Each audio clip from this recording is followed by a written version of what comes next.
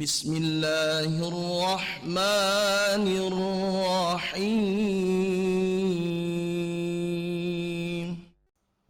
Assalamualaikum warahmatullahi wabarakatuh. Innal hamdalillah nahmaduhu wa nasta'inuhu wa nastaghfiruh wa na'udzu billahi min shururi anfusina wa sayyiati a'malina. May yahdihillahu fala mudilla lahu wa may yudlil fala hadiya lahu. Asyhadu an la ilaha illallah wahdahu la syarikalah wa asyhadu anna Muhammadan abduhu wa rasuluhu la nabiyya ba'dah.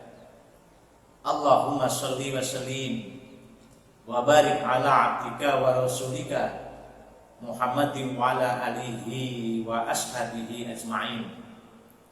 Faqala Allah ta'ala fil Qur'anil Karim, a'udzu billahi minasy syaithanir rajim. Bismillahirrahmanirrahim. Ya ayyuhalladzina amanu taqullaha haqqa tuqatih wa la tamutunna illa wa antum muslimun. Shadaqallahul azim. Ma'asyiral muslimin wal muslimat, jamaah Pitibadah NGL rahimakumullah. Yang pertama tentunya marilah kita senantiasa bersyukur kepada Allah Subhanahu wa ta'ala atas limpahan karunia nikmatnya, sehingga pada kesempatan yang berbahagia ini kita dapat bersua kembali meskipun tidak secara langsung. Tak lupa tentunya sholawat serta salam semoga senantiasa tercurahkan pada Nabiullah Muhammad sallallahu alaihi wasallam beserta para ahli keluarga, para sahabat, dan juga kepada seluruh umatnya yang senantiasa beriltizam di dalam menegakkan sunnahnya hingga akhir zaman. Jamaah rahimakumullah, pada kesempatan yang berbahagia ini kita akan bersama-sama mengkaji salah satu hadis riwayat Imam Bukhari yang terdapat di dalam kitab lama Syarah dan Terjemah Riyadhus Shalihin jilid yang pertama karangan Imam Nawawi, bab 19 nomor 475 halaman 549, di mana di sana Rasulullah sallallahu alaihi wasallam bersabda, "Wa'an Amr ibn al-Harith akhi Juwairiyah bintil Harith ummil mu'minina radhiyallahu anhuma qala ma taraka Rasulullah sallallahu alaihi wasallam inda mautihi dinaran wala dirhaman wala 'abdan wala amatan wala syai'an illa bakhlatahul bayda allati kana yarkabuha wasilahahu wa ardan ja'alaha libnis sabili shadaqah." Riwayat Bukhari. Hadis tersebut artinya, dan dari Amr bin al-Haris radhiyallahu anhu, saudara dari Juwairiyah binti al-Haris ummul mukminin rahimahumullah, berkata, saat Rasulullah sallallahu alaihi wasallam meninggal, beliau tidak meninggalkan dinar maupun dirham, tidak juga budak laki-laki maupun budak perempuan atau apapun selain bahwal putih yang biasa dinaikinya dan senjatanya. dan tanah yang disedekahkan untuk musafir. Jamaah yang berbahagia, kalau kita mencermati hadis ini, maka dapat kita ketahui bahwa titik tekan dari hadis tersebut di atas adalah bahwa Rasulullah SAW tidak meninggalkan apa-apa dalam bentuk kekayaan materi dunia di saat beliau meninggal dunia.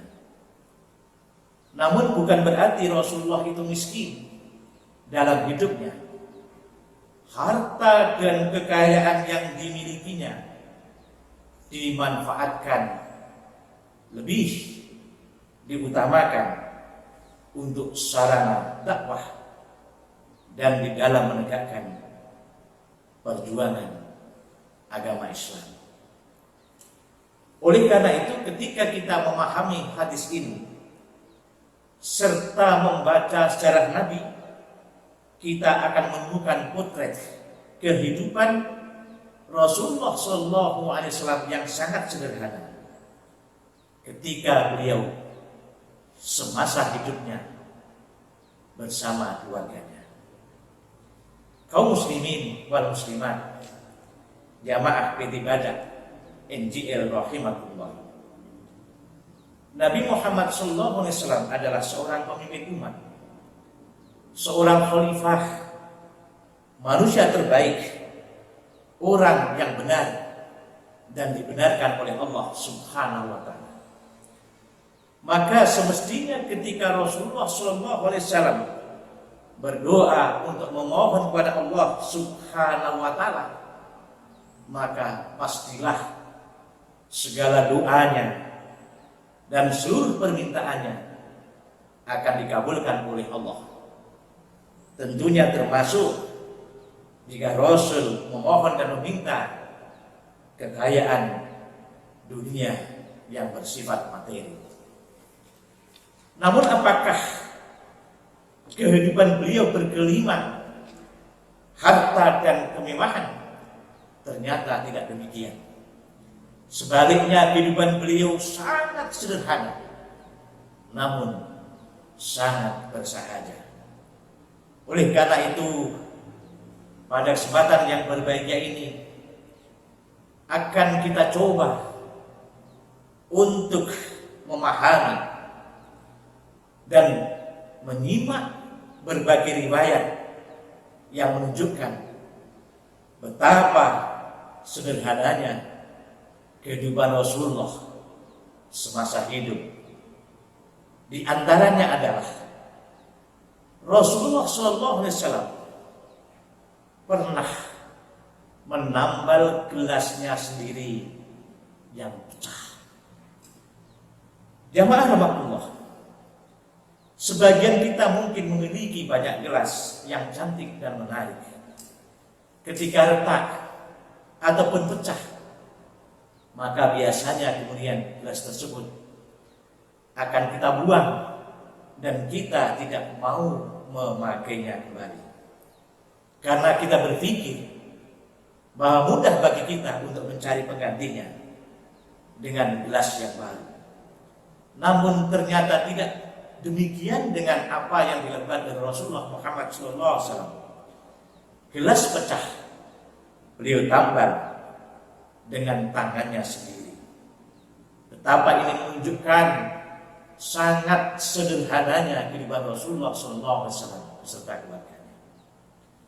Begitu pula jamaah rahmatullah, Rasulullah SAW di dalam berpakaian pun sangat sederhana, sehingga tidak nampak perbedaan antara beliau dengan para sahabatnya.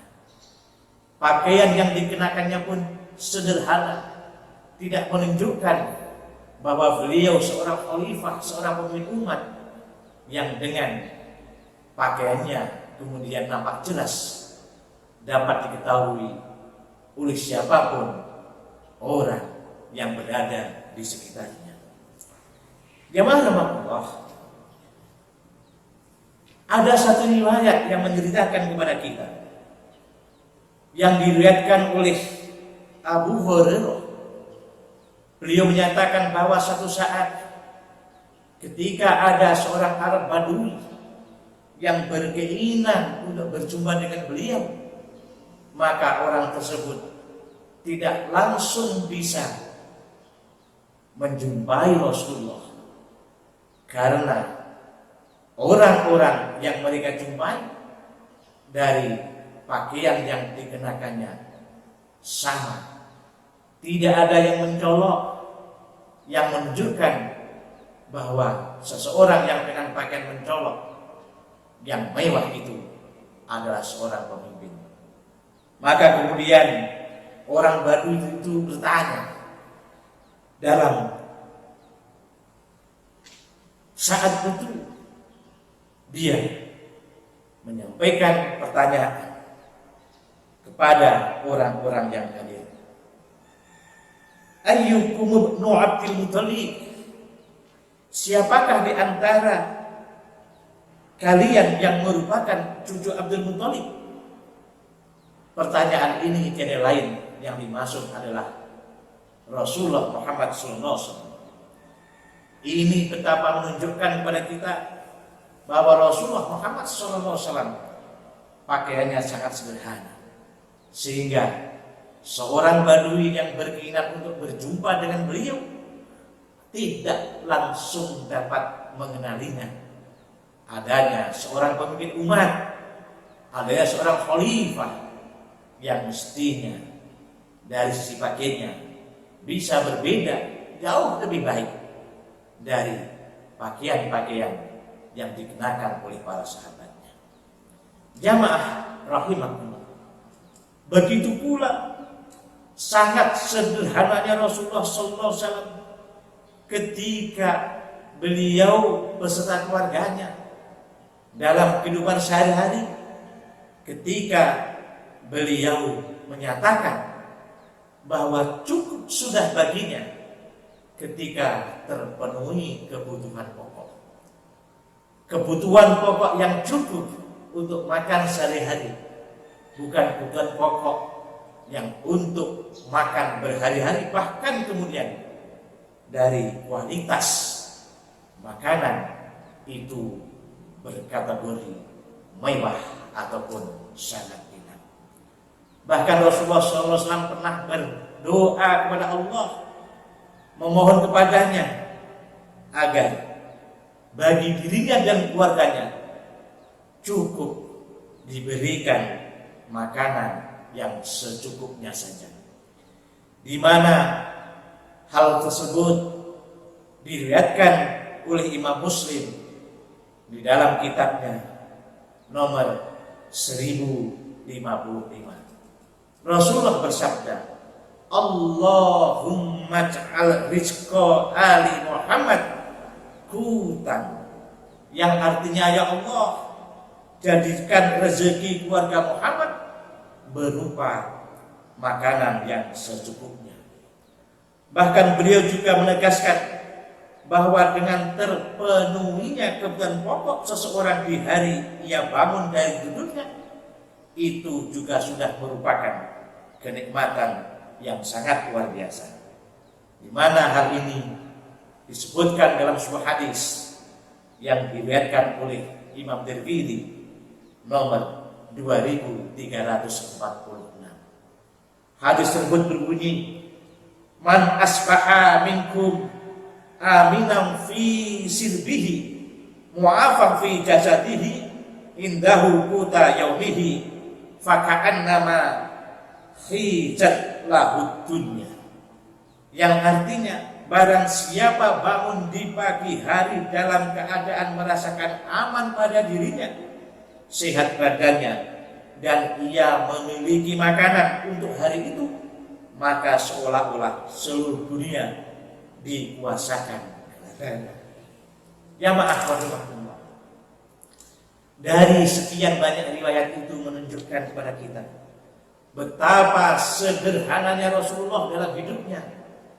Tentunya bukan berarti Rasul tidak punya kesempatan untuk bisa hidup kaya, untuk bisa bergelimang harta benda, manakala beliau mau, karena tentunya tinggal meminta dan memohon kepada Allah Subhanahu wa ta'ala.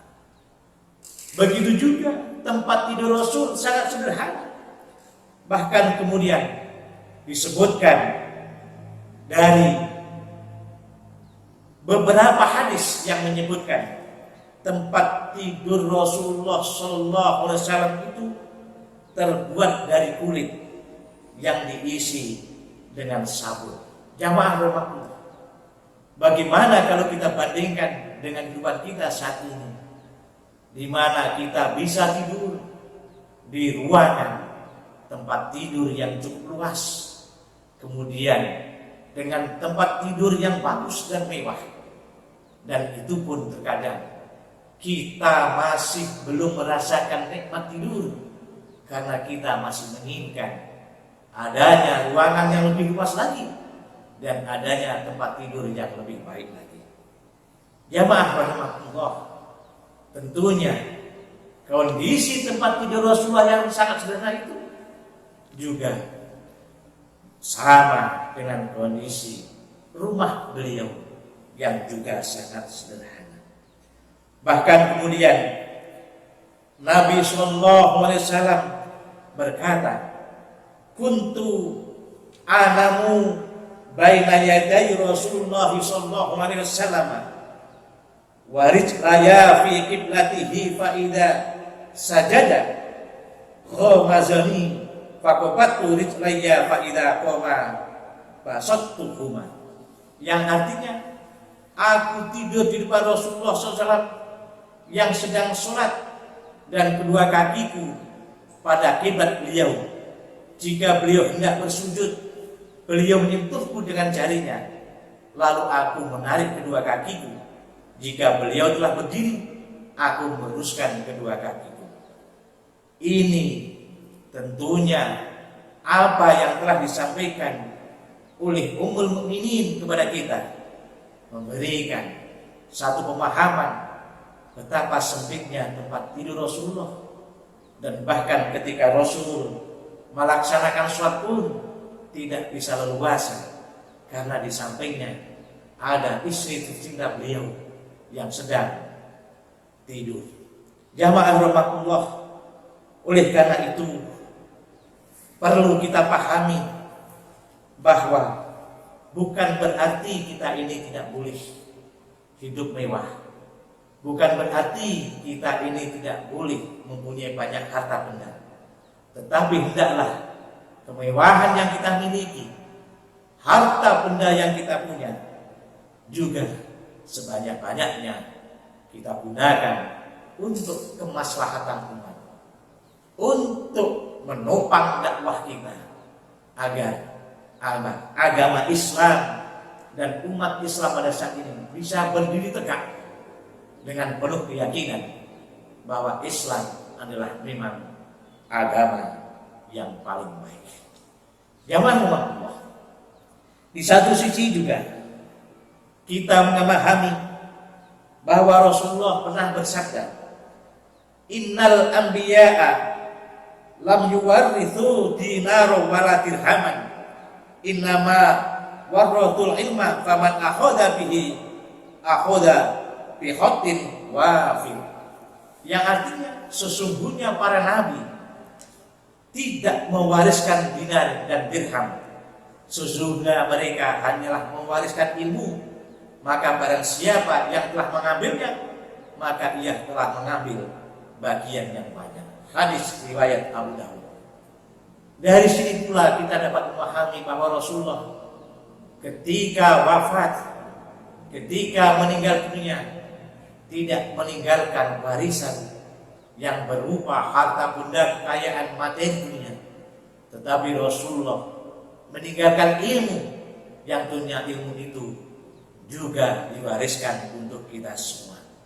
Oleh karena itu, bagi siapa diri kita ini ketika mau mengambil warisan Rasulullah, tentunya hendaklah kita senantiasa untuk mencari ilmu dan memanfaatkan ilmu itu pula di dalam kehidupan sehari-hari kita, untuk menguatkan keimanan kita, untuk menambah ketakwaan kita agar kita ini bisa menjadi hamba Allah yang senantiasa dikasihinya, dan kemudian Allah kemudian akan memberikan keridhaan kepada kita terhadap apa yang kita lakukan. Dan insya Allah ketika setiap saat Allah memanggil kita untuk kembali kepadanya, kita telah siap dengan predikat husnul khotimah. Mudah-mudahan melalui kajian singkat ini kita senantiasa bisa meniru apa yang telah Rasulullah lakukan sebagai warisan kepada kita semua, agar kita tidak hidup bermewah-mewah, tetapi hiduplah secara sederhana. Kemudian perbanyaklah apa yang kita miliki berupa harta benda itu guna menopang dakwah Islam, agar kita senantiasa mendapat keberkahan dari apa yang kita lakukan, sekaligus Allah akan memberikan balasan di akhirat kelak berupa ganjaran yang berlipat ganda. Terima kasih atas perhatiannya. Mohon maaf atas segala kesalahan. Marilah kita akhiri kajian kali ini dengan bersama-sama membaca doa kafaratul majlis. Subhanakallahumma wa bihamdika asyhadu an la ilaha illa anta astaghfiruka wa atubu ilaik. Rabbana atina fid dunya hasanah wa fil akhirati hasanah wa qina adzabannar. Walhamdulillahi rabbil alamin. Wassalamualaikum warahmatullahi wabarakatuh.